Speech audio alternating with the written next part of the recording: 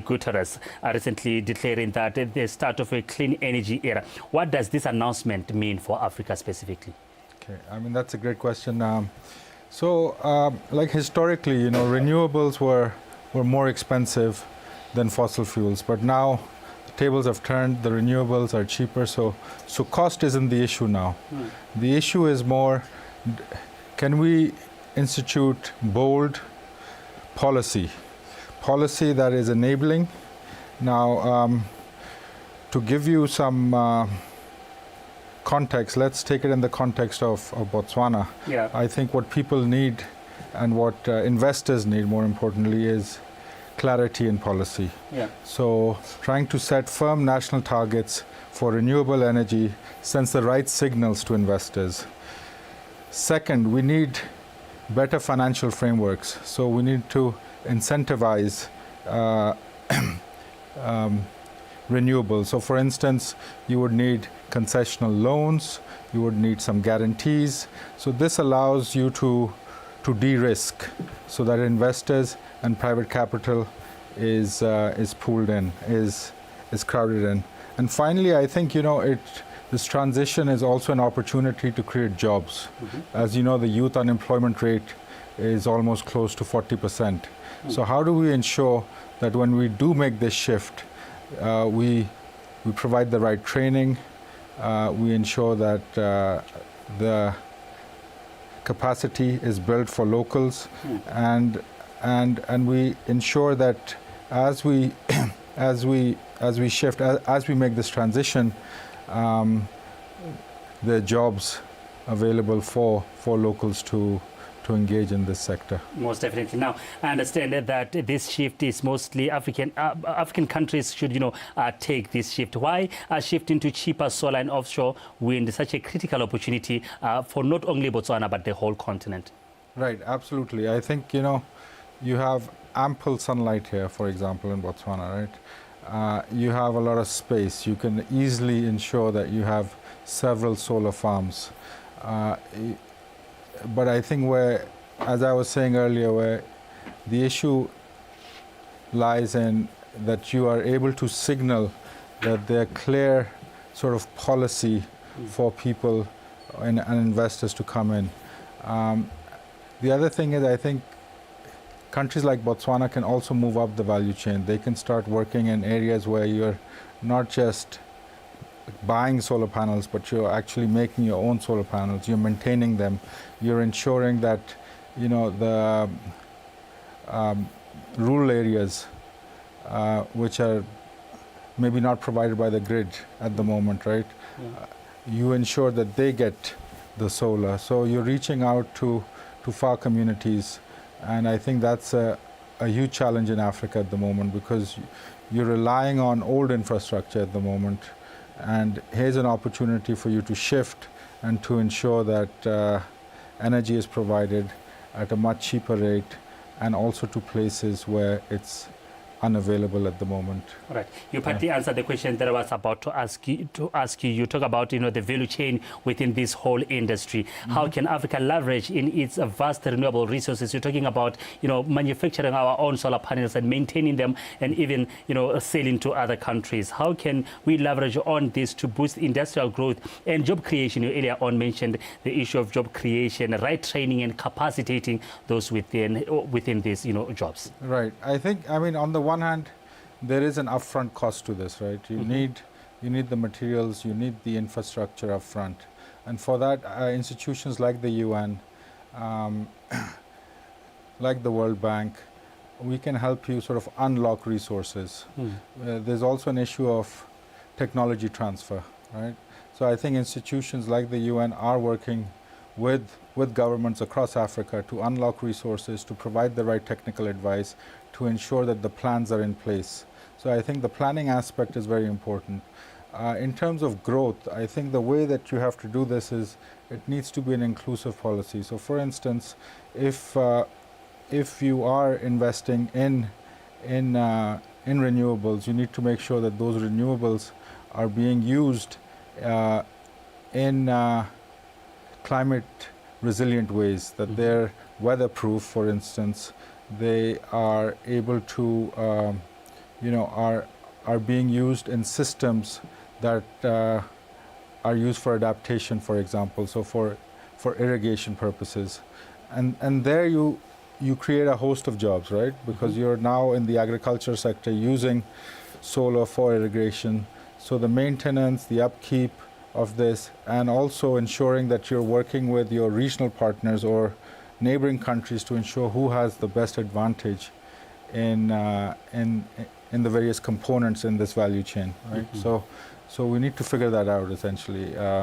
It's essentially unpacking the pieces of the puzzle and trying to figure out what's in Botswana's comparative advantage, right? You've got a fairly educated youth who at the moment is not living up to its potential. We can skill train that youth to ensure that they apply themselves in this sector, and there's a huge opportunity here. All right. Yeah, you mentioned the agriculture sector. Which other sectors can stand to benefit from this renewable energy adoption across African economies? Okay, I mean, just to give you an example, if you bring renewable energy to rural areas, let's say, right?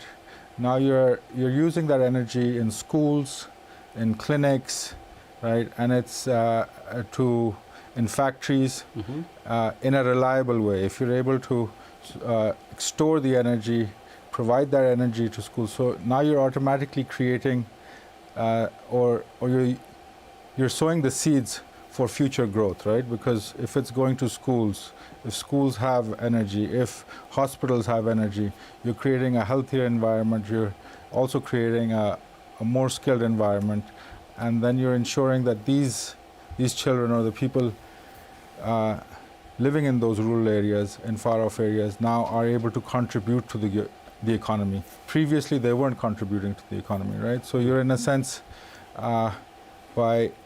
the other thing is right now you're spending a lot of money on importing energy from South Africa. Almost 45% of your energy needs are imported, right? So you'll be saving a lot of money, and you're ensuring that the renewable energy is being used across all sectors, right? So in that sense, you're automatically contributing to the GDP of the country. Right. Earlier you mentioned something about policy shift. We are talking about fossil fuel subsidies remaining a major hurdle. Why are they so difficult to remove, and what policy shifts are needed in this very sector? No, I think this is a crucial question, and in terms of fuel subsidies, I think they're about 9 times higher on average. They're 9 times the price of renewables. Now, for instance, how do we address this issue? I think one thing is that it's both structural and political, and you need to address these things in tandem, in a sense.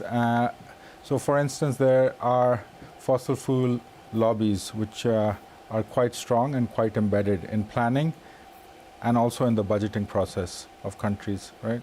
So now how do we address this issue? I think one fear is that if you remove the subsidies, that the poor will suffer. But in reality, on balance, it's usually the wealthier households that benefit from the subsidies. Not always, but of course the poor will also be affected. So the way we do it is that we sort of phase out the subsidies over time. It's not overnight. So I think that's one thing. The other thing is, at the same time, you need to introduce social protection measures, targeted social protection measures for the poor who will be impacted by the loss of these subsidies, right? And then finally, I think the cost of renewables is now much cheaper than fossil fuels. So in that sense,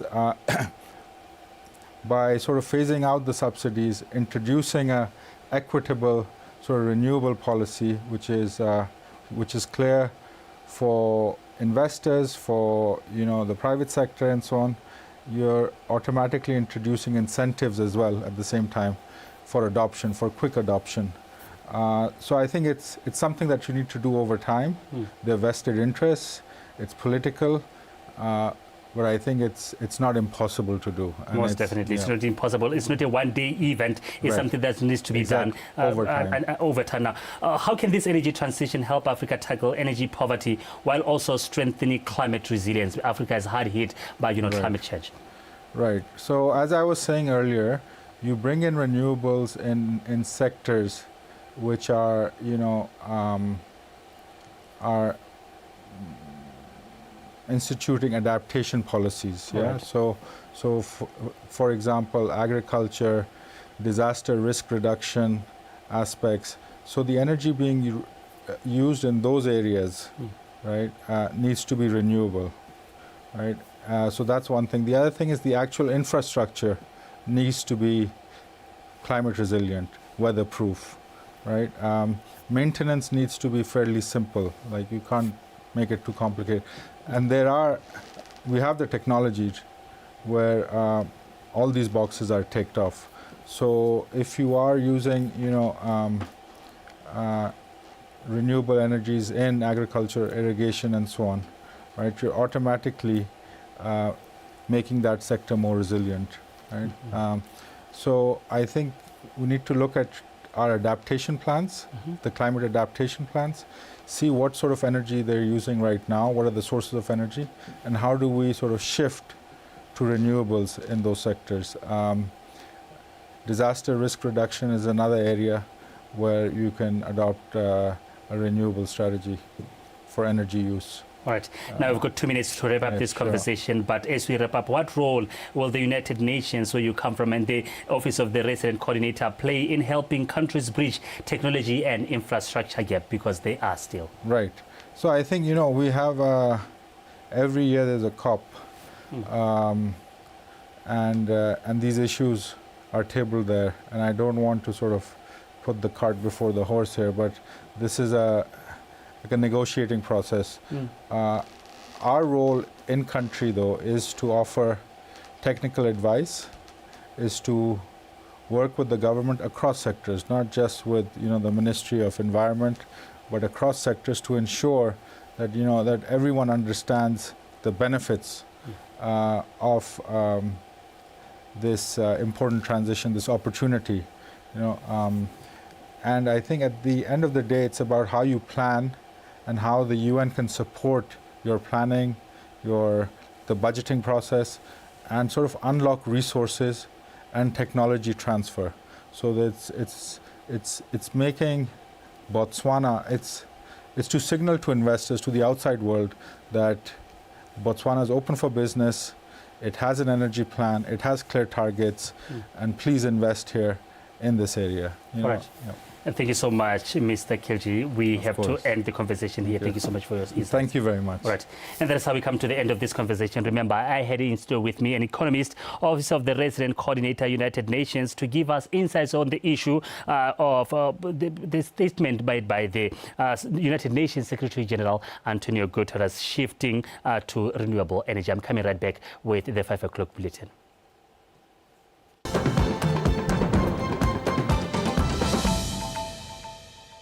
Together we have the power to change lives for the better. Today we turn our attention to excessive